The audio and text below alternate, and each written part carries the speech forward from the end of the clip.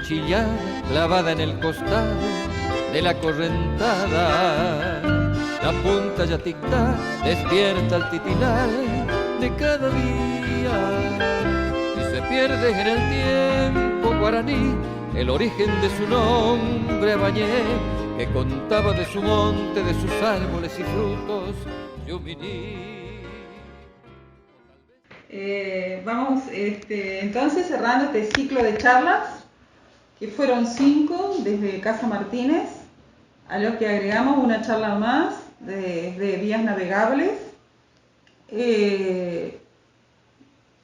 con otra intención, pero se sumó al mes de Corrientes, y una presentación de libros, así que para nosotros fue una corridita.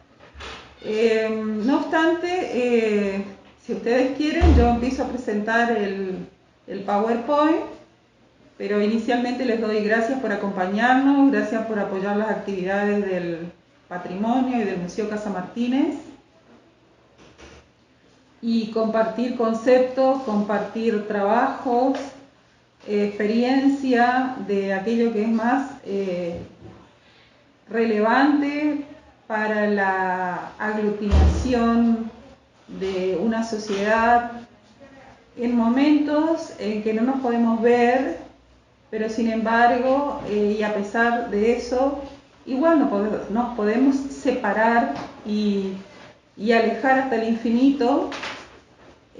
Algunos temas que son convocantes nos unen a pesar de esas diferencias que estamos teniendo ahora como sociedad y que nos hacen mal. Se dice que las palabras hieren y nos estamos hiriendo con palabras y también con acciones, así es que tratemos de zanjar y ver cuáles son las cosas que nos unen, como la identidad, el patrimonio, la historia, la cultura, y maduremos como sociedad, busquemos lo mejor para el presente y para el futuro de nuestros hijos, y eso creo que son los valores, porque muchas veces para seleccionar un patrimonio nos apoyamos en valores, y bueno, la solidaridad, la lealtad, son principios y valores que nos unen. Bueno, como siempre, y esta primer filmina me ayuda a recordar, y acá las chicas de la Tecnicatura en Turismo, que hoy están finalizando su pasantía en Casa Martínez, que nos han ayudado muchísimo, apoyo moral, físico, espiritual, tecnológico y todo lo que pueda decir.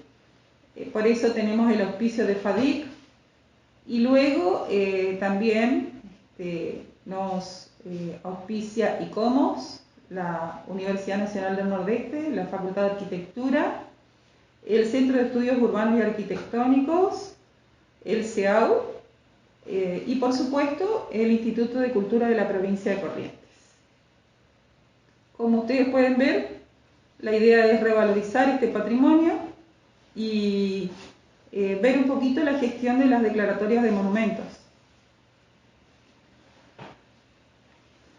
Como no me quería quedar atrás y todos han conceptualizado y se refirieron al origen etimológico de los términos, muchas veces el término ciclo lo usamos olvidando que viene del término círculo, o sea que me intenté forzar en establecer el círculo de relaciones que se establecieron desde la primera charla que dio Ana Lancel a la segunda charla que dio la profesora Núñez Camelino, luego la charla que dio la Red Vecinal Zona Norte, la charla que dio el arquitecto Edgar Piñeiro de Patrimonio en Riesgo con un proyecto de investigación dirigido por María Victoria Valenzuela, y acá la que intentaré dar yo cerrando el círculo. Y me parecía importante recordar cada una de las frases que se fueron diciendo que son conceptos, que son ideas, como la espectacular frase con la que Ana destacó, ¿qué es la identidad?, que nos remitía a esta frase de un libro de Borges, que dice: "He sabido que la identidad personal reside en la memoria y que la anulación de esta facultad comporta la idiotez". Nosotros usamos muchos términos a los que los vamos vaciando de significados. Si bien la palabra idiota, usada diariamente, nos refiere a una persona de pocas luces o a una cuestión de ese tipo, vemos que sin embargo la amplitud es mayor del término. Ya lo usaban los antiguos, los viejos griegos. Significa privado de uno mismo. Fíjense lo dramático y la alusión que tiene el término. Y además, cuando vemos que se emplea para indicar de aquella persona que no se preocupaba de los asuntos comunes, de aquellos asuntos que tienen que ver con el bienestar general, que son justamente los asuntos políticos. En ese concepto entendido de la política como del servicio público, ¿no? Luego, saltando las relaciones de Ana a la charla de María Núñez Camelino, que ella conceptualiza patrimonio y además de conceptualizar nos describe el patrimonio y nos enumera los distintos tipos de patrimonio. Es así la obra de un artista, de un músico, de un arquitecto, la obra de un sabio, las creaciones anónimas, y así sigue, ¿no? Conjunto de valores que dan sentido a la vida. Por eso yo hablaba del valor de la lealtad, de la solidaridad, de justamente aquellos valores que mantienen unida una sociedad. Las obras materiales y las no materiales. Tenemos hace muy poco ratificado el chamamé como patrimonio de la humanidad. Aquellas actividades expresan la creatividad de un pueblo, la lengua, los ritos, las creencias, la lengua guaraní, que es la segunda lengua de la provincia de Corrientes, los lugares, los monumentos históricos, literatura, obras de arte y demás. Y pasando a la otra charla, a la charla que diera Roberto Polimeni como representante de la red vecinal Zona Norte, con el rescate para la memoria del barrio y de la ciudad de la chimenea COM, y además destacando la noción de patrimonio industrial, que es justamente Corrientes. Siempre decimos la provincia que no tuvo revolución industrial. Hay muy poco patrimonio, pero el que hay tenemos que revalorizarlo y destacarlo. Y además genera y generó lazos en la comunidad receptora de esta fábrica de trabajo, o por lo tanto genera una multiplicidad de relaciones y de historias que, bueno, toda esta comunidad fue rescatando. Y además destaca justamente lo que es la historia barrial, o sea, recordar, no ir en contra de aquello que comportaba la idiotez, hacer memoria, interesarse por lo común, por lo social. Y esto es política, por supuesto que es política, porque no está exento de este concepto. Y luego, para cerrar aquello que vimos que se recorrió durante esas charlas, recordar que la identidad es el derecho humano fundamental y que sobre esa identidad podemos nosotros dar existencia jurídica y social a una persona, la podemos identificar, la podemos diferenciar, y es una condición necesaria para preservar la dignidad individual y lograr el desarrollo de la persona dentro de una sociedad. Esto se traslada a una sociedad, ¿no? La identidad es dignidad, es derecho, permite diferenciarnos de otra. Y entonces, como había mencionado María, la cantidad de patrimonios, la diversidad de patrimonios, recordar que proviene del término padre, y el padre es el que con el nombre da o nuclea a la familia, porque todos llevan el mismo apellido, ¿no es cierto? Genera el reconocimiento de una historia común, familiar o personal o social, y lo más importante de ese concepto es que también hace referencia al término patria. De pater pasamos a patria, que es el lugar donde se territorializa una identidad, el origen, la historia común y la proyección futura de la nación. Entonces, vemos que empezando desde la identidad individual, fuimos a la identidad barrial, y luego estamos hablando de una identidad nacional, estamos hablando de la patria. Nada más como ejemplo, acá puse algunas imágenes. Esto es el rectorado de la Universidad Nacional del Nordeste, y simplemente aquí en el detalle, en la reja, como la familia de origen ha dejado las iniciales de su apellido y el nombre, Carlos Patricio Bedoya. Y me pareció, porque esto fue un descubrimiento reciente para mí, tan importante de asociarlo a esto que estamos hablando, porque estamos celebrando también los 100 años de la Casa Bedoya, rectorado, y tiene que ver con este rescate de la memoria, ¿no? Ahora me tengo que ir acercando a las conceptualizaciones de las declaratorias y de los monumentos. Por eso, después de todo este recorrido, voy al término valores de nuevo y ver cómo se valoriza un patrimonio. Aquí tenemos dos términos, la contingencia y la trascendencia.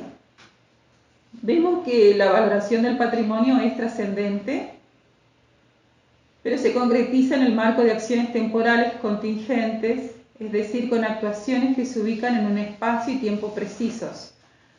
Para decirlo en otros términos, según el momento que estemos viviendo, podemos ver algunos temas como urgentes, o como importantes, o como destacados, en fin.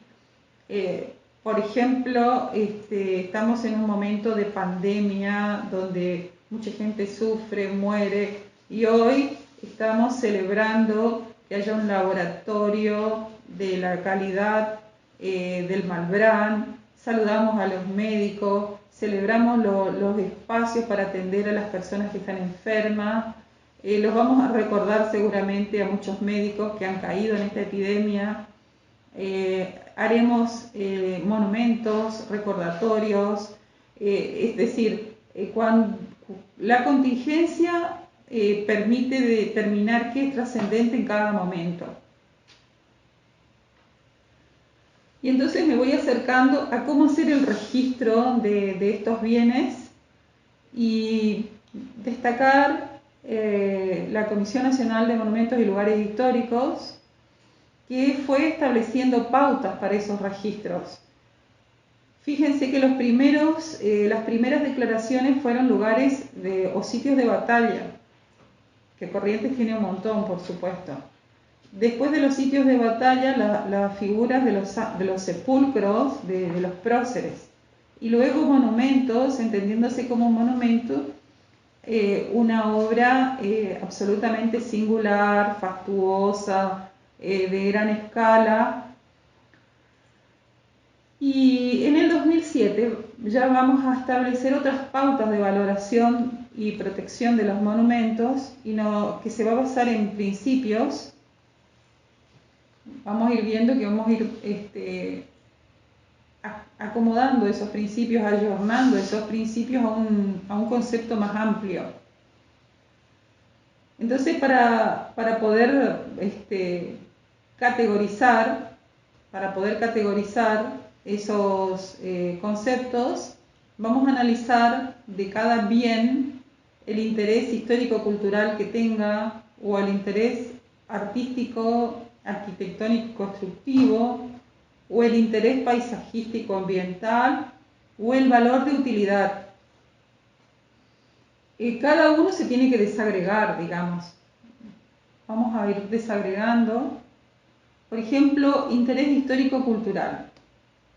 Lo entendemos, pero a veces uno tiene que volver a leer el concepto, volver a leer la categoría para tratar de conseguir, en el caso de una delegada, por ejemplo, que como soy yo, todos los papelitos que certifiquen este tipo de interés histórico y cultural. Entonces yo lo tengo que volver a leer para ver si en algún resquicio encuentro el elemento que me falta para poder completar estos pedidos, estas gestiones de declaratoria.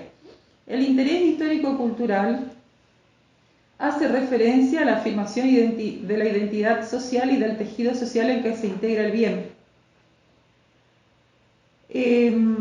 Uno de los elementos que acá aclara es que los edificios y los bienes registrados no deben ser erradicados de sus emplazamientos, ¿sí? Es decir, están, por eso se dice, con todo elemento fijado al sitio. La referencia histórica, la cultural y social que alude al bien, se tiene que destacar la importancia del propietario, del habitante, del autor del inmueble, todo hecho histórico que esté asociado o todo valor simbólico específico que asume. Aquí puse la antigua iglesia de San Miguel, que ahora es poblado histórico nacional también, que está convertida a museo, ¿no? En este caso la obra tiene valor porque históricamente fue una iglesia, porque al ser iglesia entonces está ligada afectiva y simbólicamente a los habitantes, formó parte de la actividad cultural y las imágenes que adentro se resguardan también forman parte de toda la historia de los pueblos de las misiones y de la historia del propio San Miguel. No sé si se me escucha bien. Ok. Bueno, interés histórico, arquitectónico y constructivo, que era la segunda cuestión. En la imagen tengo la figura del rectorado, es una foto tomada en 1924, que ahora la encontramos en una revista que se llama Plus Ultra, 5 fotos. La revista tiene 96 años, por supuesto, está agotada, agotadísima, pero se pudo recuperar un ejemplar para que esté en el rectorado. Y allí tenemos 5 fotos incluso de los interiores del rectorado. Bueno, ¿qué contiene o qué debería certificarse en el interés histórico, arquitectónico, constructivo? Bueno, además de la obra, que es una obra que tiene que tener valor arquitectónico y estético, esta es una obra del estudio de la familia Zamela. El padre Vito Zamela era constructor, el hijo Antonio Zamela ya fue ingeniero. Se nota en la factura de la obra, construida hacia 1921 en Corrientes, que es una obra importante tanto desde el punto de vista tecnológico constructivo como del aspecto suntuario, del estilo, del petit hotel, etc. Y también tiene todas estas rejas que son rejas de fundición importadas de Hut de Francia. Asimismo también el portón de acceso, las barandas de las escaleras, Las carpinterías, por supuesto, que son normalmente cedros y pinoteas. Y bueno, también hay esculturas en bronce y vitrales, por supuesto, porque en este caso la obra tiene una lucarna muy importante sobre el vestíbulo. En fin, por supuesto que también, miren ustedes, tenía, no son tapices, ¿cómo se llama? Gobelinos, y el amoblamiento, bueno, etcétera. La obra es una obra de estas características de monumentalidad. Y luego vamos al interés paisajístico ambiental que puede tener una obra. En este caso, por ejemplo, lo primero que vemos acá es el paisaje, pero también incorporado al paisaje están lo que nosotros decimos ahora los galpones de las vías navegables. Es un patrimonio, sí, por supuesto, es un patrimonio industrial también, y todo el entorno, más la historia asociada a la consolidación de la costanera, la construcción de las defensas y miles de obras que se hicieron desde el Ministerio de Obras Públicas, que después fueron las vías navegables, forman parte de la historia de la ciudad y de su evolución urbana. Por supuesto, todo lo que es su trama, su trazado, ya me voy a detener un poquito más en esto, cómo están agrupados este conjunto de obras. Bueno, todo esto podemos englobarlo dentro de esta categoría de paisajístico ambiental. Lo mismo el rectorado, porque está en un lugar especial frente a la plaza, pero para ir mostrando distintas imágenes. Y la utilidad, bueno, si bien acá puse una foto postal antigua del Centro Cívico Administrativo de Corrientes, se refiere a que el bien puede tener o ser refuncionalizado, pueden ir cambiando las actividades, pero podemos conservar justamente toda la envolvente, y esto tiene que ver con este valor que es el de utilidad, ¿no es cierto?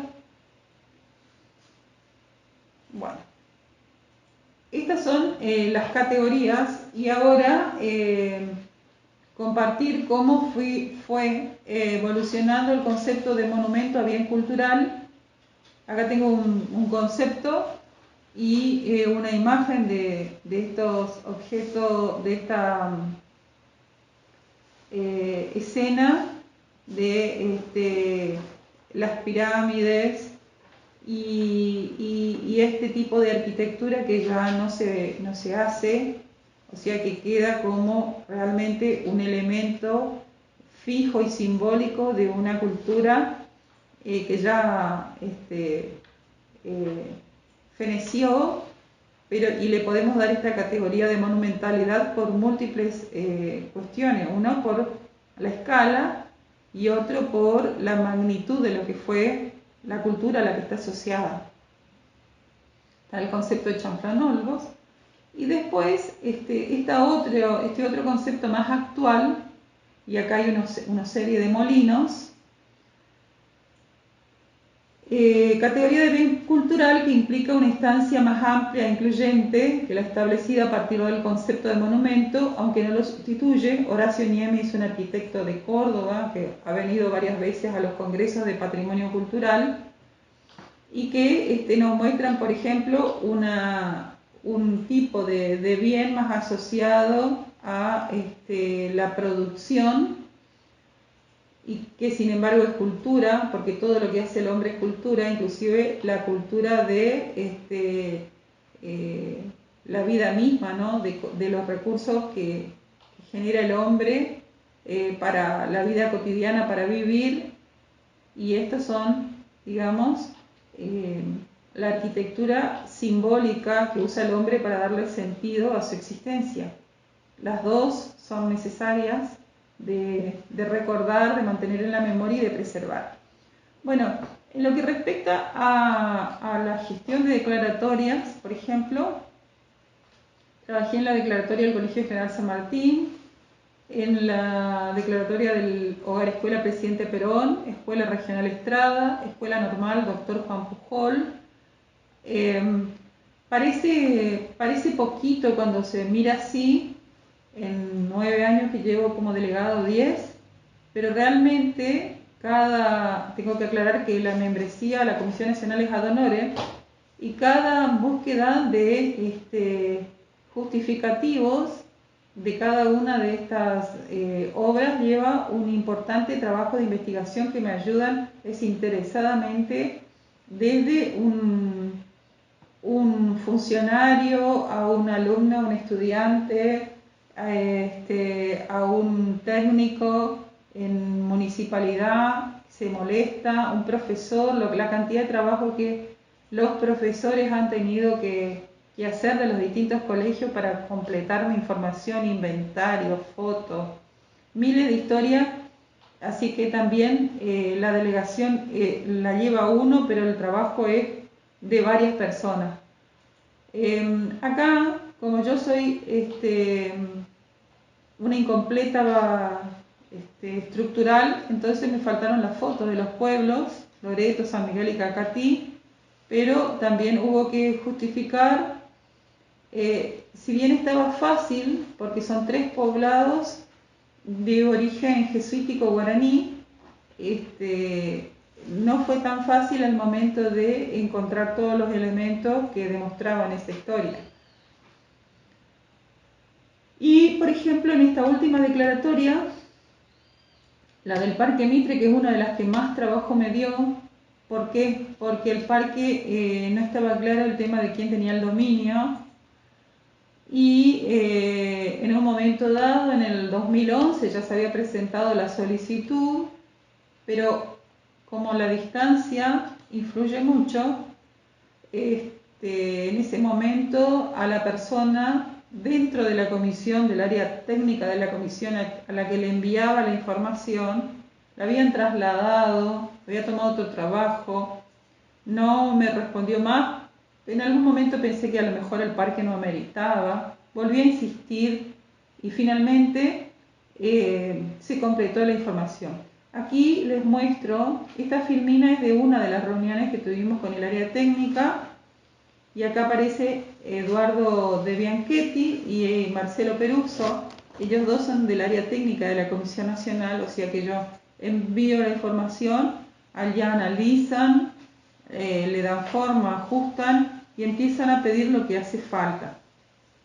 Les muestro simplemente que vamos desde el aspecto histórico a los documentos que certifican todos estos aspectos históricos, a la búsqueda de cartografía y después a la delimitación de lo que tiene que conllevar la declaratoria de lugar histórico nacional. Yo había pedido el Parque Mitre porque es campo de batalla de la guerra de la Triple Alianza, y porque además después fue el primer parque costero de la ciudad de Corrientes, y es un sitio convocante y miles de justificativos que lo avalan. Y se incluyó como patrimonio industrial aguas, lo que eran antes obras sanitarias de la nación, y son ahora una empresa que concesiona el servicio de aguas, pero todo lo que está construido y fijado y el sitio merece una declaratoria de patrimonio industrial, y preservar inclusive la documentación cartográfica de la ciudad de Corrientes y la provincia, que es valiosísima. Planos, acuarelas hechos por el ingeniero Agustín González, bueno, no me acuerdo el nombre del otro ingeniero. Y bueno, uno va aproximando la idea. Esta es una foto del Google, que a la distancia ustedes ven la zonificación con línea negra, se va demarcando y vamos justificando por qué y cómo se sigue y cómo se haría, y buscando las mensuras. Esto es aguas, esta es la toma. ¿no? Indagando y buscando papeles. Esto es la donación al Club Regatas del gobernador Romero Feris de este sector que está aquí, de este sector. Y cuando yo estaba mirando y leyendo, cuando uno lo ve así como escaneado, entonces dije, no, lo voy a transcribir. Y cuando transcribo este documento, encuentro, porque uno no es abogado, así que no recuerda, justamente a quién pertenecía el parque, dónde estaba el libro, el tomo y todos los elementos que se necesitaban para encontrar la pertenencia y la extensión que tenía el parque. Y por supuesto era de la provincia. Y bueno, aquí otras mensuras para ir delimitando, en este caso del club. Aquí ustedes están viendo, está el parque y el club regata, lo que ocupaba originalmente, después se le agregó la pileta y después se le agregó al costado del monumento a Mitre otra donación, pero de ese modo fuimos certificando todas las propiedades linderas al Parque Mitre e ir determinando qué quedaba de verde del Parque Mitre y cuánto se podía proteger. Y aquí otra planimetría, en este caso de la mensura de lo que serían vías navegables, ¿no? Y la tomaba, en este caso, este borde, pero en realidad las competencias de las vías siempre sobre los cursos de agua también. Así es que si bien este es el límite del inmueble, tiene competencia en el curso de agua. Lo aclaro porque ahora que se está haciendo un muelle en esta zona, se debía contar con un permiso de quienes intervienen en los cursos de agua, que es vías navegables. Lo digo porque a veces se desconocen estas cosas y esto es patrimonio. Y bueno, no sé si me quieren hacer alguna pregunta. Mari, ¿querés hacer preguntas? Sí, yo quiero hacer una pregunta. Dale. Arranco, Marisol. Bueno. Cuando estabas hablando del proceso de declaratoria del Parque Mitre, sí, hablaste de la necesidad de establecer el dominio. Quería saber si eso fue una necesidad porque había desconocimiento del dominio del Parque Mitre, o forma parte del proceso en el caso de cualquier presentación que se haga ante la comisión. No, es necesario. La parte de legal y técnica de la comisión pide que vos lleves una planchita catastral y donde se indique a quién pertenece. Pero en el caso del parque, vos ibas a la municipalidad, el parque era municipal. Había una mensura de la época de Tato Romero Feris que decía que era municipal. Buscabas en otra fuente y te decían que era provincial. Y entonces hasta que rastreando uno encuentra estas donaciones de la provincia y efectivamente jamás el parque dejó de ser provincial, pero hasta a uno que está en el tema de patrimonio les cuesta a veces con estos inmuebles que son tan antiguos y que evidentemente nunca no estaban claras los orígenes. Además en pandemia, acordate, cuesta ir a catastro y que te pasen la información. Así es que costó encontrar bien quién era el propietario de estos bienes. A todo esto, por ejemplo, el muelle lo concesionó el municipio por una ordenanza del Consejo Deliberante, pero el parque era provincial. Entonces, pero sí, la comisión te pide con prolijidad que vos certifiques el dominio del inmueble que se quiere declarar. No sé si hay otra pregunta. ¿Y en qué situación está en este momento la declaratoria? ¿Ya Bueno, está declarado o...? Tiene acuerdo desde el 2018, ¿no? Porque a todos les pareció relevante, inclusive a nosotros, porque fíjate que todos los otros sitios de guerra o de batalla son sitios históricos nacionales. Y este también, aquí también estuvo el Campo de Marte, estuvieron la batería, por eso se llama Puente de la batería de cañones, fue escenario de cruentas batallas, inclusive estuvo tomado por el ejército paraguayo, en fin. O sea que de que amerita, amerita.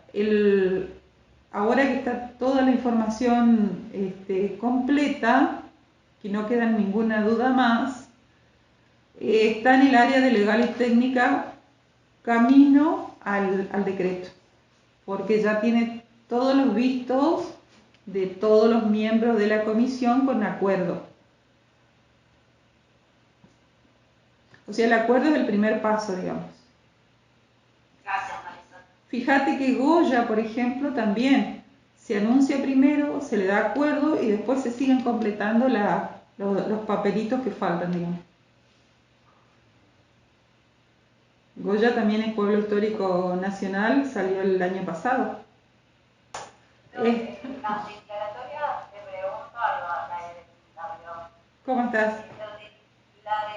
¿Cómo te va?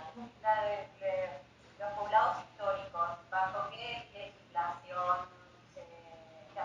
dónde aparece esa categoría de poblados históricos? Bueno, nosotros Corrientes tenemos muchos poblados históricos. Pueblos históricos nacionales de Yapeyú, por ejemplo, La Cruz, Cursucuatía, fíjate, son pueblos históricos nacionales. Cursucuatía por Belgrano, Yapeyú porque fue poblado jesuita, y aparte, bueno, cuna de San Martín.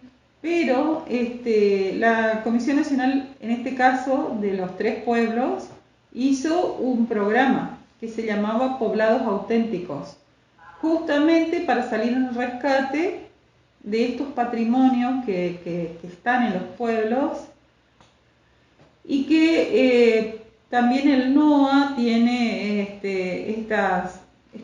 estos pueblos tan interesantes con arquitectura de tierra, con una escala que forman o pueden formar parte de itinerarios culturales, y para ponerlos en agenda, para poner la mirada, para visibilizarlos, digamos, porque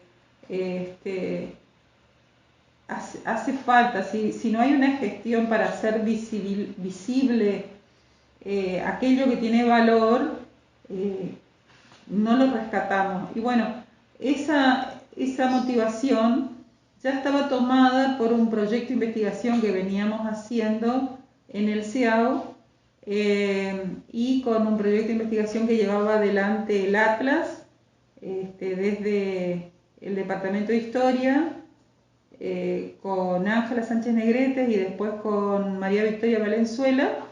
Y cuando veo estos programas de poblados auténticos, completo y recopilo lo que faltaba, con un plus que tienen estos poblados, que son, ya te digo, de origen, o sea, las poblaciones de guaraníes que pudieron ponerse a salvo de los bandeirantes, se escondieron y se refugiaron en el este de los esteros de Liberá, fueron los núcleos de las poblaciones de San Miguel de Loreto, por ejemplo.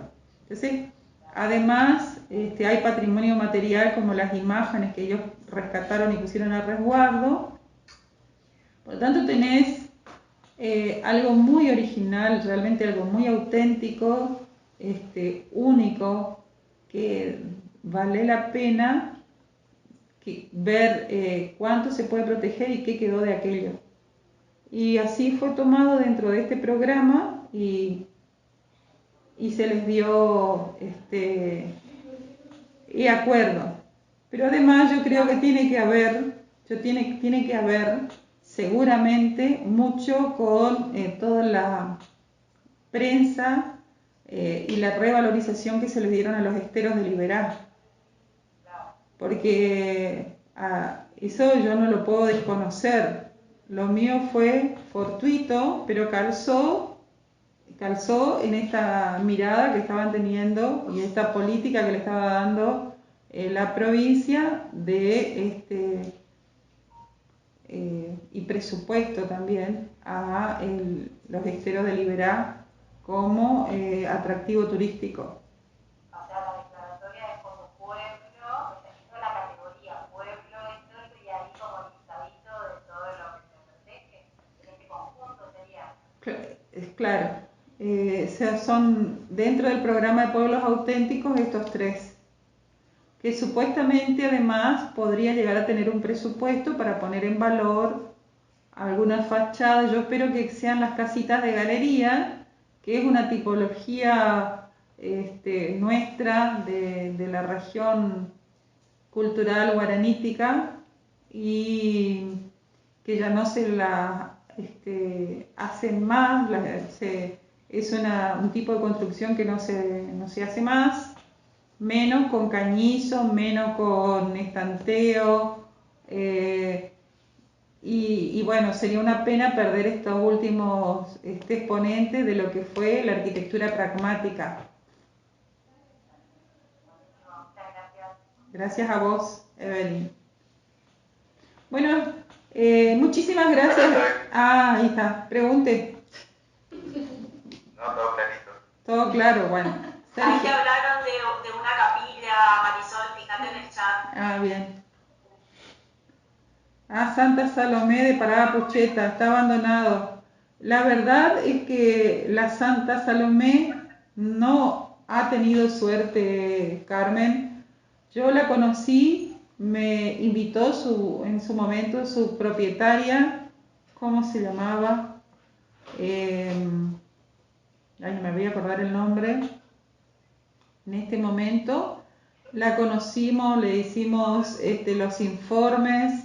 Sé que la donaron inclusive a la provincia para que la pongan en valor y la verdad es que es una hermosa arquitectura neogótica. El hecho de estar también en una zona de triple frontera, próximo al río, todo el conjunto es muy valioso. Forma parte de la historia de nuestro interior. Pero la verdad es que hasta ahora no ha tenido suerte. No sé si es porque está tal vez un poco aislada, pero de cualquier forma no quita que sea importante. Es cierto que hay que encontrar formas de sponsorear y valorar nuestro patrimonio. Tenemos que insistir en que si el turismo o si estos patrimonios pueden vincularse al turismo cultural, deberíamos ver de qué manera aquellos que se benefician del turismo pueden aportar a la preservación del patrimonio.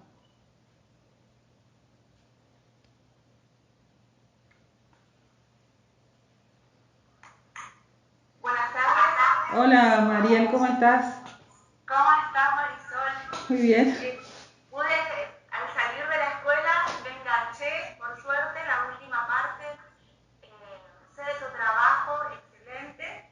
Y la verdad, mientras hablabas y comentabas todo, ahora que yo ya fui de las escuelas con los chicos, pensaba la forma de tomar todos estos elementos. No sé si se va a hacer la jornada de monumentos como se suele hacer todos los años y que el año pasado no se hizo, para poder trabajar con los chicos a través de artística, de proyectos tecnológicos, con elementos importantes de lo que es nuestro patrimonio, por ejemplo, los monumentos que estaba contando ahora, y hacer que ellos se acerquen desde el conocimiento, obviamente, a nivel secundario, a lo que es nuestro patrimonio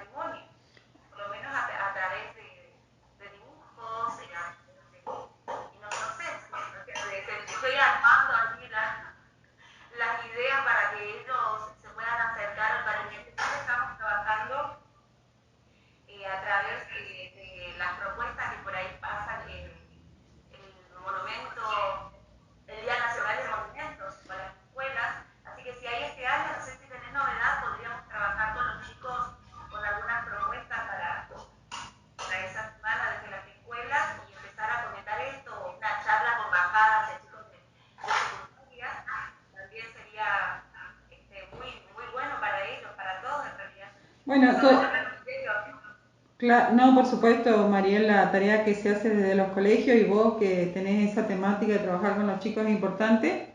Y bueno, si sé del famoso Día de los Monumentos, que son días en singular, pero son 2 días, te aviso y si no, igual desde Lo hacemos, lo organizamos. de onda lo armamos. Sí. Bueno, gente, muchas gracias por acompañar. Muchísimas gracias. Hasta la próxima. Los certificados los vamos a ir enviando a sus mails. Si alguien nos recibe, nos escribe y se los vamos a ir remitiendo. Muchas gracias. Gracias Edgar, gracias Roxana, gracias María Eugenia, Beatriz. Gracias a todos. Chao, chao.